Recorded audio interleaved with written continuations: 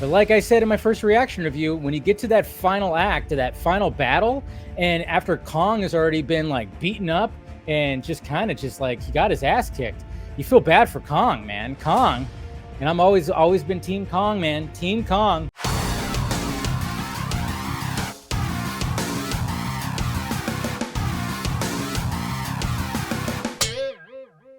Dave, are you getting tired of people trying to compare Godzilla vs Kong to Minus One?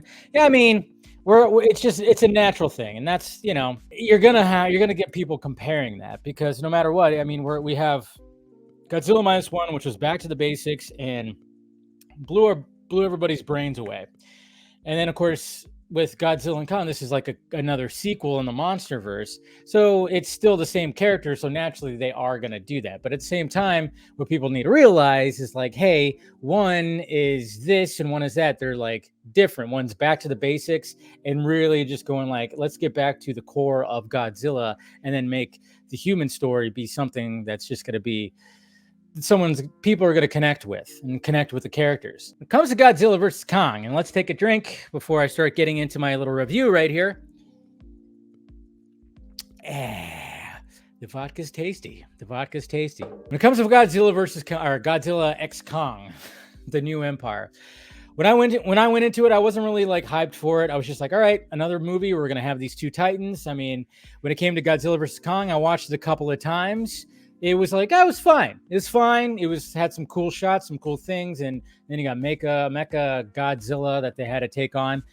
And it was all great. And it was just Titan VFX porn for sure. So when going into this one, I'm thinking, all right, it's going to be something similar. They're going to try to do something with the human characters, which they did establish with the little girl in the first one. And I was like, okay, that human story is interesting. But of course, none of the other characters are really that interesting, and they're always just like there to be like, hey, guess what, we have human beings here and everything like that. So when it came to this one right here, and I'll keep it fairly spoiler free, I guess you could say, but yeah, when it came to this one, it was just kind of just going through the motions. And I will say, you know what a shining attribute for this movie actually is? Junkie XL and his fucking score, man. He brought like an 80s vibe to it, which I thought was cool because even the needle drops were like they're very much that too. It seems like filmmakers now, when it comes to some of these films, is like they're really trying to take like the 80s vibe approach, I guess you could say. I've been saying that a lot lately too. Like when I was just like, yeah, it kind of just reminded me of like an 80s. It could in what Junkie XL did with the soundtrack a little bit, just added a little bit more of that synthesizer-y kind of score. So that was kind of cool. Like I was really digging what he was doing with the score. And then I even thought the needle drops were pretty decent as well. So I can't complain when it comes to the music of this. I thought that throughout. But yeah, it's like at first it's just, okay, we got characters. We got this guy. Okay, we got the podcast guy. He's there. He's the comic relief. I forget what the actor's name is. He was in Bullet Train and he got nominated recently too.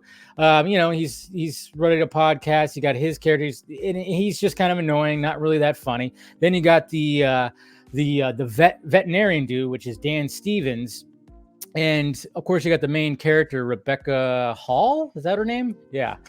And you got them, and you automatically know, like, oh, there's a history between them. They probably dated in the past, and sure enough, yeah, they did. Cliche story, but I actually like Dan Stevens' character. I thought he was actually a little more. I thought he was funnier than the comic relief that they were supposed to put into the podcast character. You're just kind of just getting a lot of expositional dialogue, a lot of things, and you're kind of going like, all right, we kind of know where this is building up. But like I said in my first reaction review, when you get to that final act, to that final battle, and after Kong has already been like beaten up and just kind of just like he got his ass kicked, you feel bad for Kong, man. Kong. And I'm always been Team Kong, man. Team Kong. If you get sent through the ringer here, Godzilla's just kind of like doing his thing. But then, of course, obviously they're going to have to team up. But Kong really gets run through the ringer. The final battle is absolutely batshit insane with all the Hollow Earth stuff. And then, of course, you go deeper into that Hollow Earth. And then there's other aspects of magical stuff that's happening.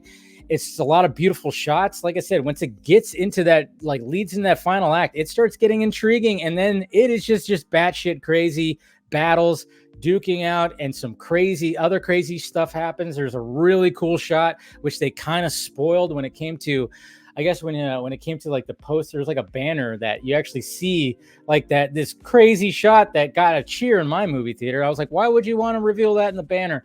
But anyways, and then yes, there's like a character, which I guess you could all kind of assume who the character is. A character that flies, that they try to keep out of the trailers. I think we all kind of assumed, but I mean, with that character, I won't say the name. It's basically like, oh, okay, the significance of that. I mean, they actually did a pretty good job connecting the girl with everything that was happening. And then he had the little mini Kong dude, which I thought that was going to be annoying at first, but that actually really worked out too. The little Kong guy, the mini Kong, I guess you could say that they were calling it. It was actually kind of cool to see that development. I mean, they actually did a pretty good job with just the creatures and having them communicate without obviously not communicating, no English or anything like that. I'm rambling. Not bad. Give it a shot. I actually think it's better than the last one, Godzilla versus Kong. So I'm actually going to rewatch that again over this weekend, I think. But there you go. There's my review, full review. I actually, rather enjoyed it. Like I said, was kind of dragging with the first half, but then it started getting really intriguing. And then that final battle was batshit fucking crazy. Cheers.